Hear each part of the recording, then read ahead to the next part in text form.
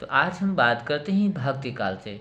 तो देखो, सबसे पहले इसे स्वर्णकाल भी कहते हैं, और यदि हिंदी साहित्य के इतिहास के विकासात्मक वर्गीकरण में इसका जो है द्वितीय चरण जो है उसे ही मध्यकाल कहते हैं। अब द्वितीय चरण क्या, यानी सबसे पहला कौन सा था, आदिकाल था। ये कौन सा चरण हुआ, दूसरा काल हुआ, यानी मध्यकाल हुआ। तो मध्यकाल के भी जो है दो भागों में ये बटा है, यानी कि पूर्व मध्यकाल और उत्तर मध्यकाल। और जो पूर्व पूर्व माने होता है पहले वाला, पूर्व मध्यकाल को भक्ति काल कहते हैं, और भक्ति काल का मैंने दूसरा नाम बताया, इसे स्वर्ण काल भी कहते हैं, श्रृंगार काल भी कहते हैं, आगे इसकी चर्चा होती है। और एवं उत्तर मध्यकाल को ही रीति काल कहते हैं। देखो, डॉक्टर गियर्सन महोदय भक्ति काल को 15वीं सती का धार्मिक पुनर्जागरण कहते हैं, और दूसरी तरफ जो डॉक्टर नगेंद्र जो है इसकी जो समय सीमा है 1380 से 1650 ईस्वी तक स्वीकार की है।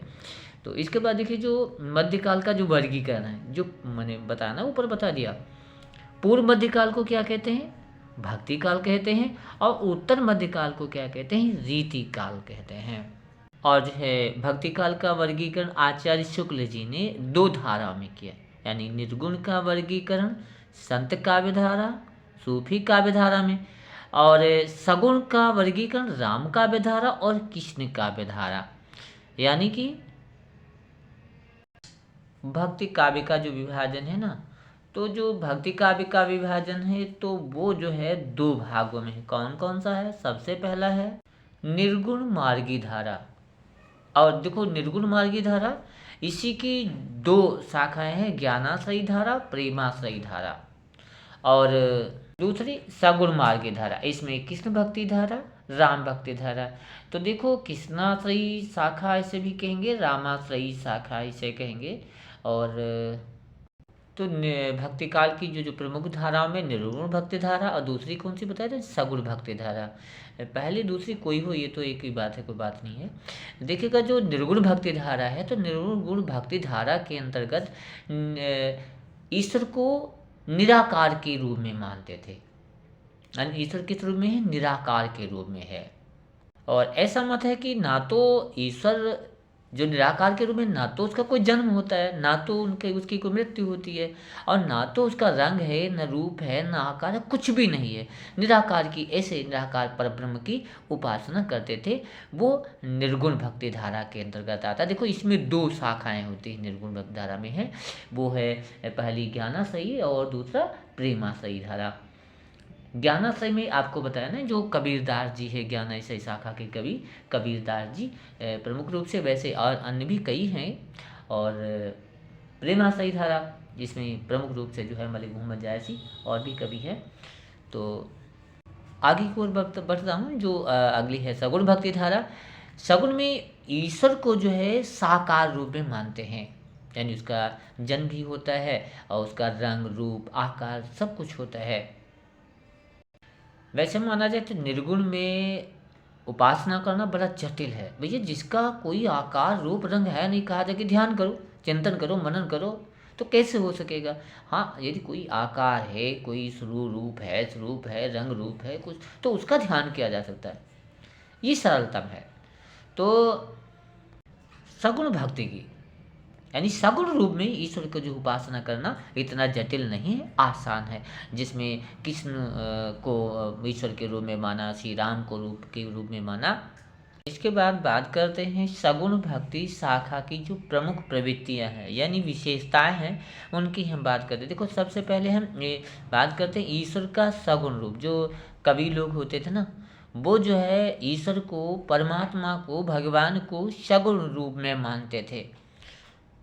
विशेषतः इसमें भगवान सगुण रूप में ही मान्य है, और वैसे तो निर्गुण रूप को भी मानते हैं इसमें, यानी भगवान को मूर्त और अमूर्त दोनों रूप में ही ये लोग देखते हैं। अगली बात करते हैं जैसे अवतार की जो भावना है, तो कवि लोग जो है, जैसे कृष्ण है, राम है, इनके अवतार को मानते हैं। ये जो है अपनी इच्छा से ही लीला के लिए अवतरित होते हैं, यानी अवतार लेते हैं, और अवतार लेकर के अपने कार्यों को पूर्ण करते हैं। जैसे कहते हैं ना, अगुन है सगुन है नहीं कछु भेदा, और गाँव ही बुध पुराण मुनि वेदा। उसके बाद बात करें जैसे लीला का रहस्य है, तो सगुन काव्य में लीला का जो है महत्व है। चाहे वो तुलसी के मर्यादा पुरुषोत्तम राम जी हो, या सूर्य के कृष्ण हो, ये दोनों कैसे ही लीलाकारी हैं। उनके अवतार का उद्देश्य ही क्या है? लीला है। ये लीला यानी लीला के लिए ही अवतरित होते हैं। यानी तुलसी जी का जो श्री रामचरितमानस है पूर्ण लीलामय है। उधर यदि सूर्य का यदि देखा जाए, सूर्य सागर वो भी कैसा है?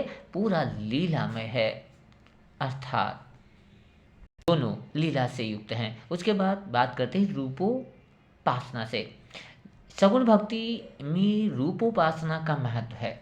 यानी शिव का जो नाम है, उनका जो रूप है वो माया स्वरूप माना जाता है।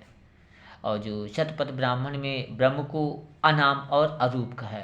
पर सगुण साधना में भगवान के नाम और रूप आनंद के क्या है? भंडार है। नाम और रूप से ही वेदी भक्ति आरंभ होती है, वैधि भक्ति। सगुण भक्त को भगवान का नाम एवं रूप विमुक्त कर देते हैं। अपने भगवान के नाम और रूप में वो इतना लीन हो जाता है कि उसे फिर किसी भौतिक तत्व की कामना नहीं रहती। रूप ही श्रृंगार रस जगाता है। तभी तो कृष्ण भक्ति शाखा में कृष्णा श्रृंगार का सांगोपांग वर्णन है। अद्वैतवाद का विरोध, इसमें भी देखिएगा सगुण कवियों ने शंकराचार्य के अद्वैतवाद का भी क्या किया है? विरोध किया है। और इसके यदि विविध स्रोतों की बात की जाना तो इसमें जो है रामायण है और भागवत है। रामायण में श्री राम के विषय से संबंधित सारी चर्चाओं का वर्णन है, और भागवत में कृष्ण से संबंधित है। वैसे तो भागवत में दोनों की चर्चा है, वैसे मुख्यतः जो मैंने बात बताई वो जो मुख्य रूप है वो मैंने बात बता दिया आपको। अगला यदि देखा जाए जात पात का मान, यानी जो जाति पाति है उसका भी इन्होंने जो है खंडन किया है, यानी कि विरोध किया है।